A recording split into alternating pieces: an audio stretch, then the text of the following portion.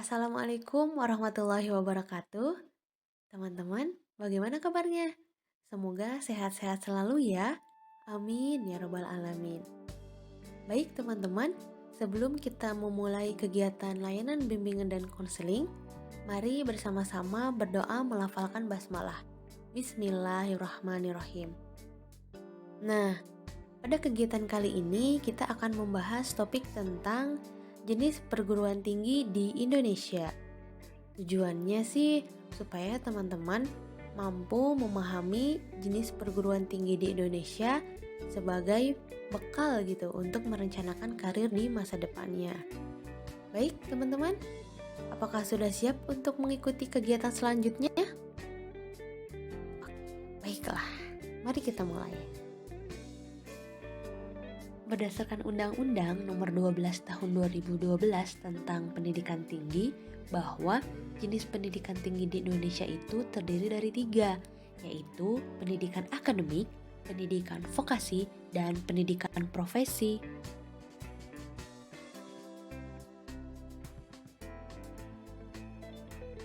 Pendidikan akademik merupakan pendidikan tinggi program sarjana dan atau program pasca sarjana yang diarahkan pada penguasaan dan pengembangan cabang ilmu pengetahuan dan teknologi. Jadi fokusnya itu pada penguasaan dan pengembangan disiplin ilmu. Maka porsi pembelajarannya pun kira-kira 60% teori, 40% praktik. Nah, dalam pendidikan akademik terdapat 3 program nih, yaitu program S1 lulusannya akan menyandang gelar sarjana. Program S2 akan menyandang gelar magister. Program S3 akan menyandang gelar doktor.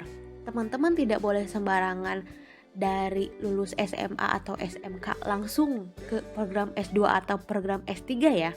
Karena hal itu tidak dibenarkan dan tidak akan bisa gitu, tidak boleh. Tidak akan ada perguruan tinggi yang menerimanya. Maka dari itu harus setelah lulus SMA atau SMK harus ke program S1 dulu, baru setelah lulus nih dari program S1 boleh melanjutkan ke program S2. Setelah lulus dari S2 melanjutkan ke program S3.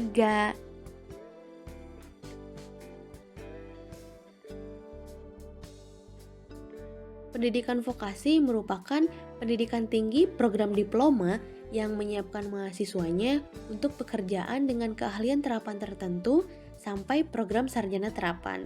Jadi fokusnya ini untuk menyiapkan lulusan yang ahli pada pekerjaan terapan tertentu. Ini tuh kebalikannya dari pendidikan akademis loh teman-teman. Maka porsi pembelajaran dalam pendidikan vokasi ini 60% praktik, 40% teori. Jadi lebih banyak praktiknya dibanding teorinya gitu. Lantas, program yang ada dalam pendidikan vokasi ini ada program D1, gelarnya ahli pratama, program D2, lulusan gelarnya ahli muda, program D3, lulusan gelarnya ahli madya, dan program D4, lulusannya sarjana terapan gitu. Nah, teman-teman, jika ingin langsung ke program D4 sangat dibolehkan gitu. Jadi tidak harus melalui D1, D2, D3 dulu gitu. Atau saya mau D3 aja gitu. Nah, boleh, tapi setelah D3 nanti boleh melanjutkan ke D4 gitu. Jadi setelah D3 tidak boleh melanjutkan ke magister, tapi harus D4 dulu baru ke magister terapan. Nah, setelah lulus dari magister terapan, teman-teman boleh melanjutkan ke doktor terapan gitu.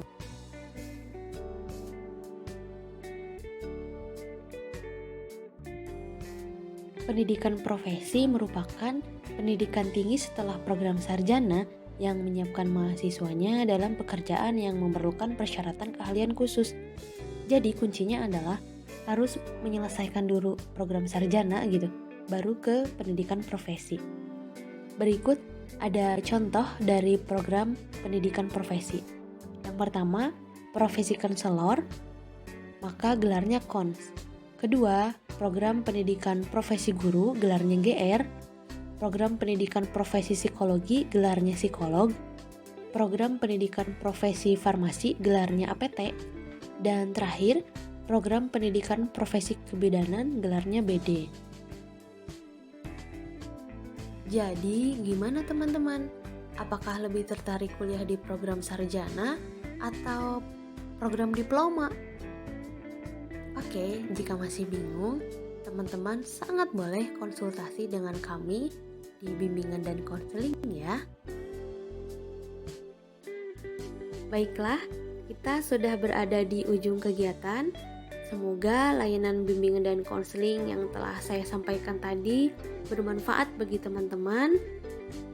Dan sebelum kita menutup kegiatan ini, mari melafalkan hamdalah bersama-sama. Alhamdulillahirabbil alamin. Baik, dari saya dicukupkan sekian. Sampai jumpa di kegiatan layanan bimbingan dan konseling berikutnya. Dan selamat beraktivitas kembali teman-teman. Wassalamualaikum warahmatullahi wabarakatuh.